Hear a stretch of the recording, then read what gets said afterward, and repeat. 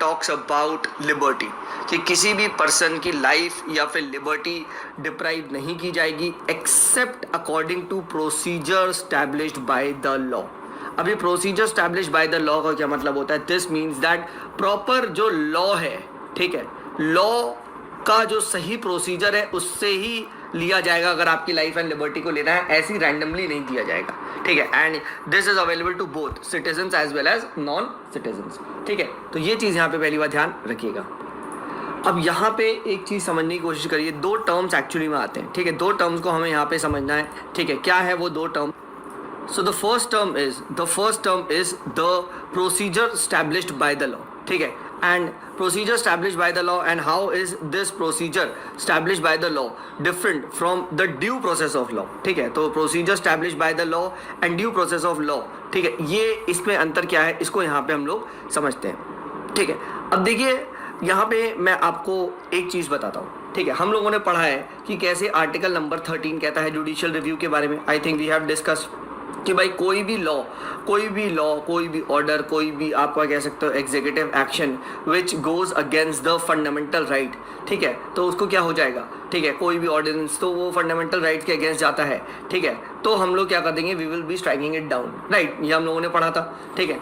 अब देखिए बात करते हैं एक चीज़ को यहाँ पे समझते हैं, क्या कि हमारे देश में लॉ जो है, ठीक है, लॉ बनता है, राइट। अब देखिए लॉ को जज करें कि भाई वो लॉ सही है या गलत, या it needs to be strike down, तो ये दो तरीके से किया जा सकता है। वन कि हम उसका प्रोसीजर देखें, राइट, कि क्या प्रोसीजर सही है या नहीं, एंड दूसरा हम लोग इसकी इंटेंट को चेक करके इस लॉ को स्ट्राइक डाउन करें, ठीक है। जैसे मैं एग्जांपल देता हूँ, फॉर एग्जांपल लेट अस से the prime minister of India government, ठीक है, मोदी साहब, ठीक है, कहते हैं यार पब्लिक पबजी बिल लेके आते हैं, ठीक है, पब्लिक पबजी बिल लेके आए, ठीक है। एंड इस बिल का मकसद है कि पब्लिक प्लेस में कोई भी जाके पबजी खेल सकता है, ठीक है, रियल गन से, और किसी को भी भून दिया जा सकता है, एनीबडी कैन बी किल्ड। अब भाई उनके पास लोकसभा में मेजोरिटी है, पास हो गया, ठीक है। फिर यह बिल राज्यसभा में जूते चप्पल चले, पास हो गया, एंड उसके बाद प्रेसिडेंट में भी साइन कर दिया, पास हो गया। तो अब देर आता है सुप्रीम कोर्ट का रोल, क्या ये लॉ को स्ट्राइक डाउन करना चाहिए? तो सुप्रीम कोर्ट यहाँ पे procedure establish by the law में क्या देखेगा, सिर्फ और सिर्फ प्रोसीजर को चेक करेगा कि हाँ लोकसभा से पास हुआ, राज्यसभा से पास हुआ, एंड देन प्रेसिडेंट ने भी पास कर दिया, तो the procedure is right, this law is perfectly fine, allow कर दो। बट अगर सुप्रीम कोर्ट इंटेंट भी चेक कर ले कि मोदी साहब आपने तो लोकसभा से भी निकाल लिया, राज्यसभा से भी निकाल लिया, प्रेसिडेंट से भी निकाल लिया, but why sir, why do you require this dangerous public PUBG bill, इसमें तो लोग मरेंगे। सो लॉ को अब चेक कर लिया उसके रीजन से, राइट।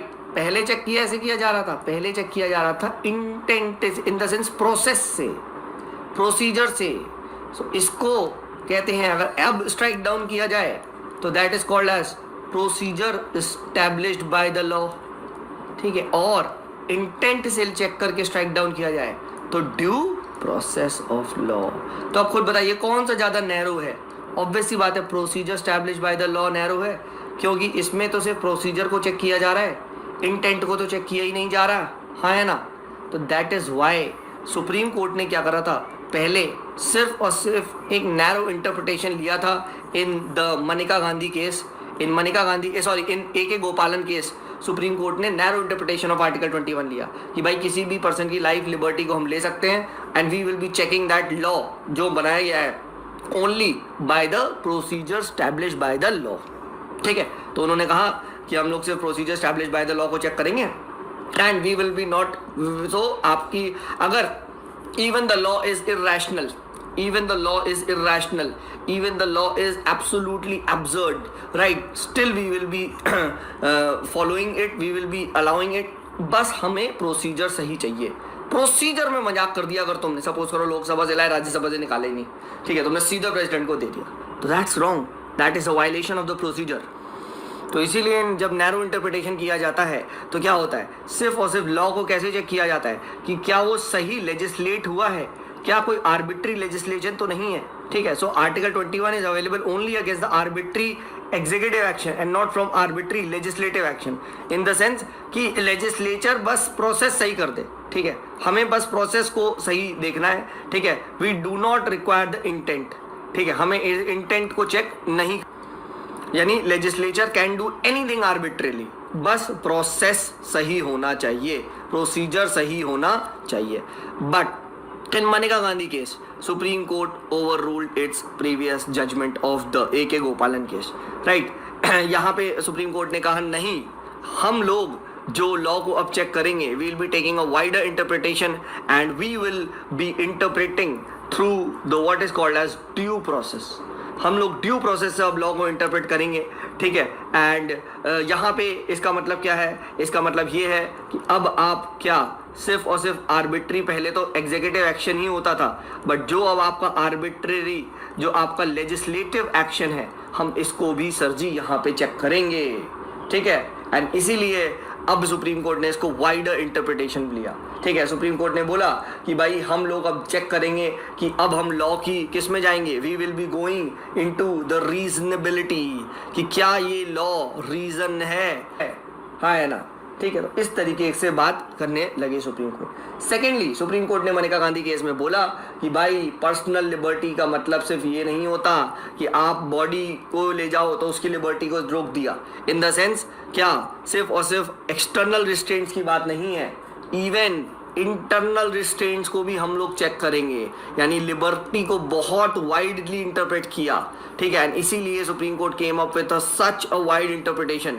ये सब लॉज, ये सब राइट्स आपके किसके अंदर आते हैं, these are all included in what, in right to personal life and liberty, जैसे right again right to health, right to shelter, right to privacy, right to livelihood, right to clean air, clean water, ये सब आपका wide interpretation यहाँ पे दिया, ठीक है। तो आप इसको आराम से पढ़िए, ठीक है। एंड ये चीज़ क्या है कि सुप्रीम कोर्ट ने बहुत ही वाइड इंटरप्रिटेशन किया है, ठीक है। तो ये हम लोगों ने आर्टिकल 21 को डिस्कस कर लिया।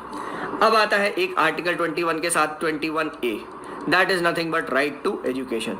यह आर्टिकल सिंपली यही कहता है कि भाई the state shall provide for free and compulsory education to all children to the age of 8 to 14 years. यहाँ पे ये चीज़ याद रखिएगा, 8 to 14 ईयर्स है, यानी 0 से 8 साल तक भी स्टेट पे कोई कंपल्शन नहीं है, एंड 14 से लेके आगे भी कोई कंपल्शन नहीं है स्टेट पे कंपल्शन है सिर्फ और सिर्फ 8 से 14 साल में, ठीक है। और इसके लिए क्या किया था, आपका एक कॉन्स्टिट्यूशन अमेंडमेंट हुआ, शुरू में तो ये नहीं था article fundamental right, 86th constitutional amendment याद रखिएगा 2002 में हुआ था, उसके बाद राइट टू एजुकेशन एक्ट आया था 2009 में, जिससे ये आर्टिकल एनफोर्स में आ गया था, ठीक है। तो ये चीज़ यहाँ पे ध्यान रखिएगा, बाकी आप इसके बारे में आराम से पढ़िए, एज सच इतना इंपॉर्टेंट नहीं है। हाँ, कभी ऐसे वगैरह लिखने को आए तो डेफिनेटली आप यहाँ पे लिख सकते हैं, ठीक है। तो ये हम लोगों ने डिस्कस किया 86 अमेंडमेंट एक्ट 2002, जिसके थ्रू आपका राइट टू एजुकेशन आया था। अब बात करते हैं next, again a very very important article, ठीक है। तो मैंने आपको बताया था कि कैसे आर्टिकल नंबर 20, 21 एंड 22 को साथ पढ़ते हैं। 21, 20 एंड 22 का मकसद है कि 21 को प्रोटेक्ट करना, ठीक है। तो हम लोगों ने 28 को स्टडी कर लिया था कि किसी भी तरीके से आपका जो आर्बिट्री कन्विक्शन नहीं हो सकता, उसके लिए प्रॉपर आपके हमारे पास मेजर्स हैं, प्रॉपर आपके पास राइट्स हैं, ठीक है। जैसे आपको कोई भी डबल जियोपार्डी नहीं होगी, कोई एक्स पोस्ट फैक्टो लॉ नहीं लगाया जाएगा, इस टाइप की हमने बात करी थी। अब बात करते हैं क्या कि मैंने आपको बताया था कि आपकी लिबर्टी कैसे ली जा सकती है। आपकी लिबर्टी लेने के दो तरीके हैं, एक मैं आपको आर्बिट्री अरेस्ट कर लूँ, ठीक है, और एक मैं आपको आर्बिट्री कन्विक्ट कर लूँ, राइट। तो कन्विक्ट तो हमने यहाँ पे चेक कर ही लिया, राइट, कन्विक्ट तो हम लोगों ने यहाँ पे चेक कर लिया, ठीक है। अब आता है आर्बिट्री अरेस्ट। अरेस्ट का क्या सीन है, इसको यहाँ पे हम डिस्कस करते हैं, ठीक है। तो देखिए यहाँ पे आर्टिकल 22 ग्रांट करता है protection to persons who are arrested और डिटेन्ड, ठीक है। यहाँ पे आपको सपोज करिए रैंडमली चलो अरेस्ट भी कर लिया, अब क्या आपके पास यहाँ पे कुछ प्रोटेक्शन है या आपको कन्विक्ट ही कर देंगे, ठीक है। तो आर्बिट्री अरेस्ट से आपको बचाने के लिए बहुत सारे यहाँ पे आप कह सकते हो प्रोविजंस है, एंड उन्हीं को हमें डिस्कस करना है। अब देखिए डिटेंशन आपका दो टाइप का होता है, एक होता है पहली बात पनेटिव डिटेंशन, एक होता है प्रिवेंटिव डिटेंशन। अब पनेटिव डिटेंशन में क्या होता है कि आपने कोई सज़ा, कम सपोज करिए कोई क्राइम कमिट किया, now you are being punished for that crime, ठीक है। आपने क्राइम कमिट कर दिया है, ठीक है, ये चीज़ ध्यान रखिएगा। एक होता है प्रिवेंटिव, डिटेंशन। अब याद रखिए प्रिवेंटिव हेल्थ केयर क्या होती है। Preventive health care is basically disease आपको होए ना उससे पहले ही यू टेक प्रॉपर मेजर, जैसे you are eating healthy food, you are doing proper exercises, you are doing meditation, yoga and what not, right, you are keeping your surroundings clean. Similarly preventive detention भी यही होता है कि we arrest such person only on the assumption that he might be committing a crime in future। क्या पता यार future में ये कर दे, तो सिर्फ इस शक की नज़र से हम पहले ही उसे पकड़ लेंगे तो हम तुम्हें क्राइम कमिट करने ही नहीं देंगे। ये चीज़ ध्यान रखना, ठीक है। तो इसीलिए प्रिवेंटिव डिटेंशन क्या होता है, preventive detention is without trial and conviction by court, क्योंकि अभी उसने क्राइम कमिट थोड़ी ना किया है। You are just going and arresting it कि हाँ मुझे लग रहा हूँ तो मैं अरेस्ट कर लेता हूँ। यानी समझो कितना ज़्यादा ये डेंजरस है, how strong power it is providing to the you can say state preventive detention, ठीक है। तो इसीलिए but the main aim is to prevent the person from committing an offence in the near future, ठीक है। अब यहाँ पे article 22 में देखिए दो पार्ट आते हैं। पहला पार्ट जो डील करता है it deals with ordinary law, ठीक है, and ordinary law, and second जो डील करता है deals with preventive detention law, ठीक है। तो अब हम लोग बात करते हैं यहाँ पे पहले ऑर्डिनरी लॉ में क्या आपके पास, अगर आपको ऑर्डिनरी लॉ में अरेस्ट किया जाएगा तो आपके पास क्या यहाँ पे राइट्स अवेलेबल हैं, ठीक है। So the first part of article 22, ठीक है, confers the following rights on a person who is arrested और detain under ordinary law. Ordinary law के में आपके पास क्या राइट्स है, you will have the right to be informed on the ground of arrest, ठीक है। आपने देखा होगा बॉलीवुड मूवी में जाता है, ठीक है, पुलिस क्या आती है और नॉक नॉक करती है, क्या बोलती है कि you under arrest, so what does the man the hero replies, so warrant, ठीक है, व्हाई, हाउ, एंड उसे पुलिस को दिखाना है, ऐसे घर नहीं ले आ सकते यहाँ भाई चलो। सबसे पहला क्वेश्चन आप पूछो सर वारंट, जहाँ आपने बोला वारंट इसका मतलब है कि you have a fundamental right, you are exercising a fundamental right. Can this guy take you without a warrant, no. Ordinary law में आपको परमिशन लेके आनी ही है, you have to tell the ground of arrest, क्यों arrest किया जा रहा है, ऐसे रैंडमली नहीं, ठीक है, क्यों, कैसे, you and this guy the police guy has to reply, याद रखिएगा, ठीक है। नेक्स्ट आता है right to consult and be defended by a legal practitioner, ठीक है। सेकंड ये क्या बोलता है, can I consult my lawyer sir, ठीक है, I need to talk to my lawyer, तो बताओ क्या ये पर्सन पुलिस वाला अलाउ करेगा, भाई अलाउ करना पड़ेगा। अगर इसने अलाउ नहीं करा the police man can be sacked, he can be sued, क्योंकि इसका फंडामेंटल राइट है।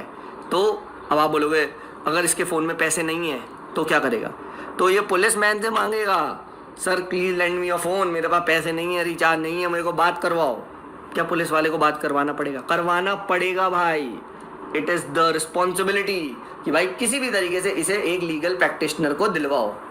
एंड थर्ड स्टिल इसको चलो ले गए, तो अगर तुम इसे उठा के ले भी जाते हो तो 24 घंटे के अंदर, 24 आवर्स के अंदर तुम्हें एक मैजिस्ट्रेट के सामने प्रस्तुत करना ही पड़ेगा, इंक्लूडिंग द जर्नी टाइम, ठीक है। जैसे ही तुमने अरेस्ट किया फट से 24 आवर्स शुरू, 7 बजे किया, 7 बजे से पहले तुम्हें मैजिस्ट्रेट के सामने इसे थ्रो करना ही पड़ेगा, ठीक है। Magistrate will take a decision कि आगे क्या करना है, ठीक है। तो ये चीज़ यहाँ पे ध्यान करने का। एंड फोर्थ क्या है, right to be release after 24 hours unless the magistrate authorize the further detention, जो मैंने आपको बताया था 24 घंटे के अंदर। इसीलिए देखो आप पुलिस आपको 24 घंटे से ज़्यादा ले जा ही नहीं सकती अगर ऑर्डिनरी लॉ है वो, तो ठीक है, ये चीज़ ध्यान रखिएगा। ऑब्वियस ही बात है, अगर it is a preventive detention law या क्रिमिनल आपने कुछ ऑफेंस कर दिया है तो फिर अलग है, बट ऑर्डिनरी लॉ के अंदर आपके पास ये प्रोटेक्शन अवेलेबल है, ठीक है। So I think this is idea and these safeguards are not available to any enemy alien, ये चीज़ ध्यान रखिएगा, और a person arrested under the preventive detention law. तो ये हमने बात कर ली। अब सेकेंड पार्ट आता है, that is second part of the article 22 deals with the person arrested or detained under preventive detention law। Preventive detention law में क्या है, हमें लग रहा है सर आप कोई क्राइम करने वाले हो, that is why we are arresting you पहले ही we are trying to arrest you, ठीक है। एंड यहाँ पे क्या है, यहाँ पे भी क्या मेरे पास कुछ लॉ, क्या कुछ राइट्स अवेलेबल है, definitely my dear you have rights available, and the rights are that detention of a person can not exceed what, detention of a person cannot exceed 3 months unless an advisory board reports sufficient cause for the extended detention। And उसके अंदर उस advisory board में जजेस वगैरह भी होते हैं। Second, the grounds of detention should be communicated to the detenu, जिसको भी आपने डिटेंशन के लिए डिटेंट किया है उसको आपको ग्राउंड बताने हैं। अनटिल अनलेस, यस, बट कुछ फैक्ट्स वगैरह आप छुपाए जा सकते हैं, वो भी पब्लिक इंटरेस्ट में, ठीक है। एंड थर्ड, ठीक है, the detenu should be afforded an opportunity to make representation against the detention order. वही बात, राइट टू लीगल आप कह सकते हो प्रैक्टिशनर, ठीक है, उसके पास अपॉर्चुनिटी है होनी चाहिए डिफेंड करने की, ठीक है। तो ये यहाँ पे अवेलेबल है, ठीक है। तो ये चीज़ यहाँ पे ध्यान रखिएगा। And these right, this preventive detention is available to both citizens as well as aliens, ठीक है। तो दोनों के पास यहाँ पे अवेलेबल आता है, ठीक है। So I hope this is absolutely clear. एक क्वेश्चन यहाँ पे ये पूछा जाता है कि लेजिस्लेटिव पावर किसके पास है regarding the preventive detention law, ठीक है। तो प्रिवेंटिव डिटेंशन के अंदर लेजिस्लेटिव पावर दोनों के पास है। State government can also legislate on this issue as well as the union government can also legislate on this issue, ठीक है। ये चीज ध्यान रखिएगा, ठीक है। एंड कब तो parliament has the exclusive authority to make law on, you can say, preventive detention in case of defence, foreign affairs, ठीक है, security of India. And both parliament as well as state, they can concurrently make laws on preventive detention on the issue of security of state, maintenance of public order, maintenance of supplies and service essential for the community, ठीक है। तो ये चीज़ यहाँ ध्यान रखिएगा। तो इसी के साथ हमने जो आर्टिकल नंबर 22 है उसको काफ़ी अच्छे से डिस्कस कर लिया। तो अब आई होप आप रिलेट कर पाएंगे 20, 21 एंड 22 को। 21 guarantees you right to life and liberty, and right and liberty को लिया जा सकता है by arbitrary arrest and detention, तो उसके लिए हमारे पास आता है 22। देन कम्स आर्बिट्री कन्विक्शन, जिसके लिए आपके पास आता है आर्टिकल 20। तीनों दोनों ही मिला के आपकी 21 को प्रोटेक्ट करते हैं। So on this note, let us start with discussion of the next segment. next segment को हम यहाँ पे डिस्कस करते हैं, ठीक है। एंड हम लोग बात करेंगे आपका आर्टिकल नंबर 23 के बारे में। तो देखिए, अभी तक हम लोगों ने क्या पढ़ लिया है, हम लोगों ने 14 से 18 तक हम लोगों ने राइट टू इक्वालिटी पढ़ा था, 19 से 22 तक हम लोगों ने आर्टिकल आपका राइट टू फ्रीडम पढ़ा था। अब हम लोग पढ़ेंगे 23 and 24, that is right against exploitation. तो सबसे पहला आता है, देखिए उसमें article number 23। Now this is very simple, that it prohibits traffic in human beings, ठीक है। इट प्रोहिबिट्स बेगार, जिसको कहते हैं फोर्स्ड लेबर, ठीक है, and other similar forms of forced labour. Forced labour basically आप ऐसे कह सकते हो कि किसी को आप काम तो कर रहे हो, काम करवा रहे हो, ठीक है, एंड आप क्या कर रहे हो, आप उसे पैसे नहीं दे रहे हो।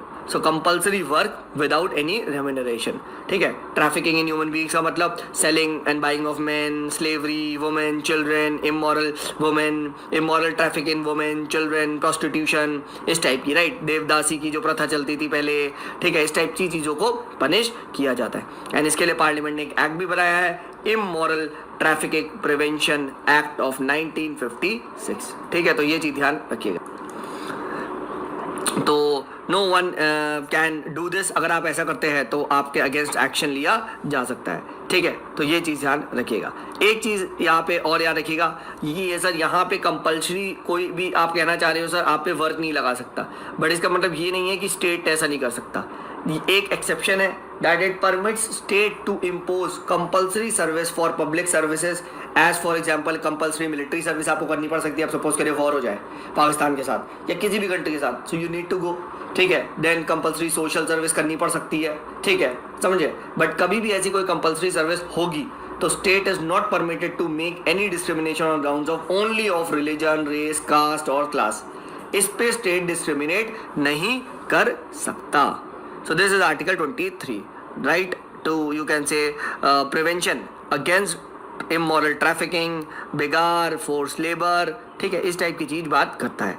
अब आता है 24 यानी याद रखिएगा चार मतलब चार बच्चों ने आप कह सकते हो मारा, ठीक है। मैं तो ऐसे याद रखता हूँ, 4 मतलब 4 बच्चे, हम 2 हमारे 4, ठीक है, 4 मतलब 24, ठीक है। 24 यानी चाइल्ड लेबर, ठीक है, यानी prohibition of employment of child in factories, ठीक है। तो आर्टिकल 24 कहता है it prohibits the employment of children below the age of 14 years in any factory, mine और any hazardous activities like construction work, railway वगैरह में। बट एक बात ध्यान रखिएगा, it does not prohibit their employment in any harmless और innocent work, ठीक है। तो ये चीज़ यहाँ पे आपको पता होनी चाहिए कि कोई हार्मलेस और वगैरह के जो जॉब्स वगैरह है, ठीक है, उसमें ऐसा कोई प्रोहिबिशन यहाँ पे नहीं है, ठीक है। एंड इसके लिए चाइल्ड लेबर प्रोटेक्शन एक्ट 1986 भी आया था, ठीक है। एंड बहुत सारे अदर एक्ट्स भी है, जैसे फैक्ट्रीज एक्ट 1948, माइंस एक्ट 1952, ठीक है। ये सभी एक्ट क्या करते हैं, ये सभी एक्ट कहीं ना कहीं they try to prohibit the employment of children below the certain age, ठीक है। तो ये हम लोगों ने यहाँ पे बात कर लिया। चाइल्ड लेबर को बैन किया गया अंडर 14 इन द हजार्डस, आप कह सकते हो, एक्टिविटीज़, ठीक है, हजार्डस ऑक्यूपेशंस।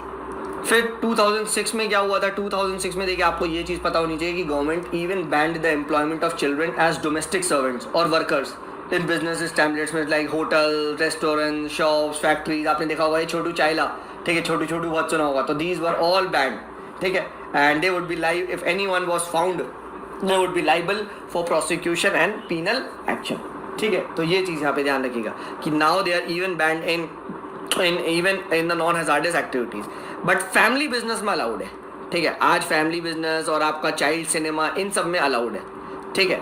तो अब आज जो चाइल्ड लेबर है वो कम्प्लीटली बैंड है एक्सेप्ट आपका इन द फैमिली बिजनेस, ठीक है। तो ये हम लोगों ने जो आर्टिकल 24 है चिल्ड्रन को, उसको डिस्कस कर लिया, ठीक है। Next we discuss the article 25 to 28 and that is freedom of religion. तो right to freedom of religion क्या बात करता है, जैसे कि नाम में लिखा है कि रिलीजन आप कोई भी प्रैक्टिस करे, प्रोफेस करे, प्रोपगेट करे, you are fully allowed. And यही आर्टिकल 25 कहता है that all persons are equally entitled to freedom of conscience, right to freely profess, practice and propagate religion। conscience का मतलब होता है इंटरनली आप क्या बिलीव करते हो कि यार ये हमें I believe that this doctrine is right, this doctrine is wrong, ठीक है। तो इनर फ्रीडम की बात करता है, ठीक है। प्लस उसके बाद राइट टू प्रोफेस, आप अपने प्रॉपरली अपने जो रिलीजियस बिलीव्स है उनको डिक्लेयर कर सकते हो openly and freely. Right to practice, आप उनको किसी भी फॉर्म में वर्शिप कर सकते हो, रिचुअल्स भी कोई प्रैक्टिस कर सकते हो, ठीक है। You can exhibit your believes, your ideas and right to propagate, आप इवन ट्रांसमिट कर सकते हो उन आइडियाज़ को, लोगों तक फैला सकते हो, ठीक है। बट एक चीज याद रखिएगा, it does not include right to convert another person to one's own religion. आप फोर्सफुल कन्वर्जन, आपने कनपट्टी पे बंदूक रख के आपने कह दिया कि भाई XYZ धर्म कबूल करो, that is not allowed, that does not comes in propagation. आप कहोगे सर ये तो हम प्रोपगेट कर रहे हैं, ठीक है, कनपट्टी पे बंदूक रख के, दैट्स नॉट अलाउड, ठीक है। एंड ऑब्वियस ही बात है, यहाँ पे भी आपको पता है कि फंडामेंटल राइट है तो एक्सेप्शन तो होगा। And yes, health, morality and public order, these three are exception, ठीक है। your right can be, आप कह सकते हो, restricted on these three basis। Next आता है देखिए आर्टिकल नंबर 26। अब आर्टिकल 25 आप कह सकते हो इंडिविजुअल को अवेलेबल था, that every individual has right to practice, propagate, profess, right. So article 26 क्या है, आर्टिकल 26 आपका कलेक्टिवली रिलीजियस जो जितनी आपकी डोमिनेशन है उनको अवेलेबल है, ठीक है। दैट दे हैव द, तो रिलीजियस डोमिनेशन को कौन कौन से राइट्स अवेलेबल हैं, that they have the right to establish, maintain institution for religious या चैरिटेबल पर्पस, आप कह सकते हो right to manage its own affairs in the matter of religion, right to own and acquire movable and immovable property, ठीक है। And उन properties को आप कह सकते हो बाय लॉ, आप कह सकते हो एडमिनिस्टर करना। तो आप समझ हो। सो आर्टिकल 25 एंड आर्टिकल 26 में अंतर समझ में आना चाहिए, ये चीज़ लोग कंफ्यूज हो आते हैं। That article 25 is available what you can say to individual, it protects the right of individuals, ठीक है। whereas article 26 guarantees rights of religious domination or you can say sections, ठीक है। ये चीज यहाँ पे पता होनी चाहिए, ठीक है। in other words article 26 protects collective freedom, this word is important guys, mains में लिखने को आ सकता है, collective freedom। तो and article 25 protects individual freedom, ठीक है। तो 25 वर्सेस 26 के बीच में आपको क्लियर कट अंतर पता होना चाहिए, ठीक है। Pre as well as mains में भी पूछा जा सकता है, ठीक है। 7 की, तो जैसा कि नाम में लिखा है 27 n, तो नो टैक्सेशन, ठीक है, नो टैक्सेशन 27, तो n आता है, याद रखिएगा n और n, मैं ऐसे याद रखता हूँ, ठीक है।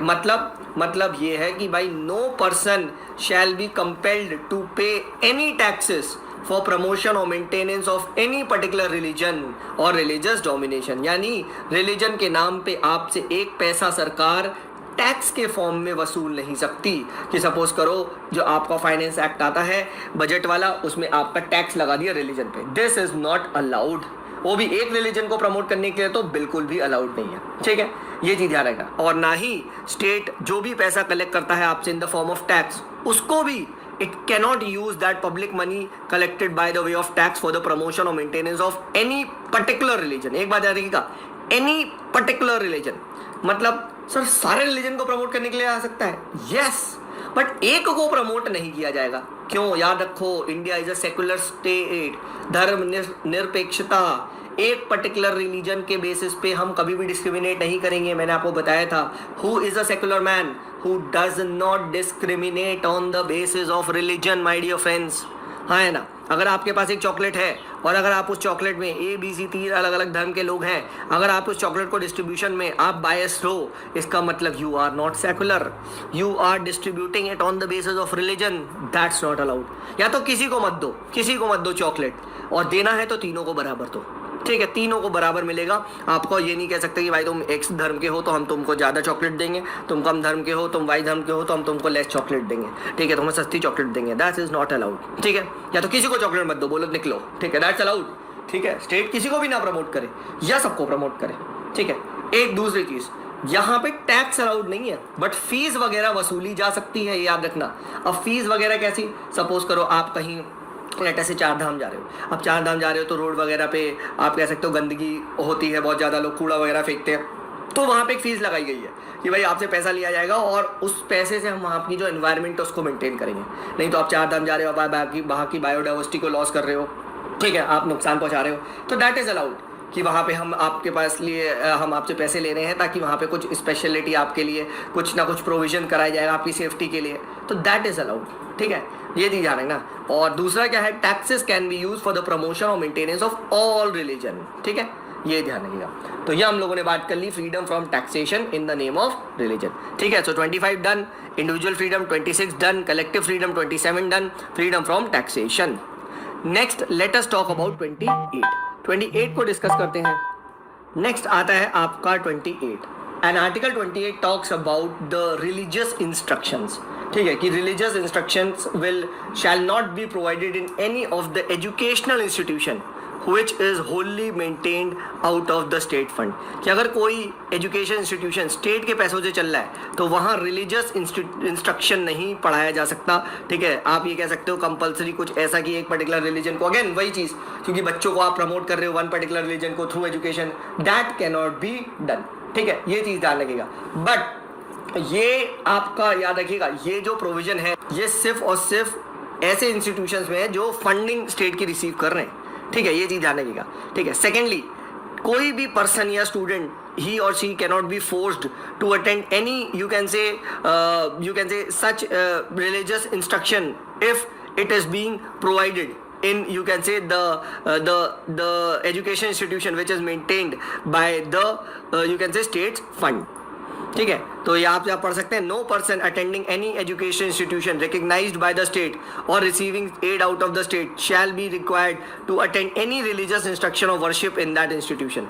ये वहाँ कंपल्सरी वर्शिप हो रही है और आपको आना है, ठीक है, दैट इज नॉट अलाउड, ठीक है। तो ये चीज़ ध्यान रखिएगा। तो आर्टिकल 28 में बेसिकली रिलीजियस इंस्ट्रक्शन एंड आपका एजुकेशन इंस्टीट्यूशन से डील कर रहा है, ठीक है। एंड एक चीज़ और ध्यान रखिएगा, आर्टिकल 28 3-4 टाइप के एजुकेशन इंस्टीट्यूशंस की बात करता है, ठीक है, कि एक इंस्टीट्यूशन है जो आपका Holi maintained by the state है, ठीक है, एक इंस्टीट्यूशन है आप कह सकते हो एडमिनिस्ट्रेशन सिर्फ स्टेट की है, ठीक है, बट स्टैब्लिश्ड अंडर कोई ट्रस्ट है, ठीक है, एक इंस्टीट्यूशन सिर्फ रिकग्नाइज्ड है स्टेट द्वारा बट चलाया जा रहा है प्राइवेट एंटिटीज़ द्वारा, एक इंस्टीट्यूशन है जो एड रिसीव कर रहा है स्टेट से, ठीक है। तो रिलीजियस इंस्ट्रक्शन कंप्लीटली कहाँ प्रोहिबिटेड है? कंप्लीटली प्रोहिबिटेड है ए में, institutions wholly maintained by the state, ठीक है। While in B and C religious instructions are permitted, ठीक है, ये ध्यान रखिएगा। एंड सी एंड डी में आप कह सकते हो रिलीजियस इंस्ट्रक्शंस, ठीक है, are permitted on a voluntary basis, ठीक है, ये ध्यान रखिएगा, ठीक है। आप कोई लेटर से आपने लोगों ने जैसे क्रिश्चियन स्कूल्स होते हैं, राइट, ठीक है, क्रिश्चियन मिशनरीज वगैरह रन करते हैं, तो वहाँ तो religious instruction is permitted, in fact होता भी है, राइट, ठीक है।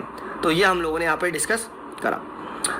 तो with this we end the article 25 से 28 that is right to freedom of religion. let us now begin with the next set of rights, and that is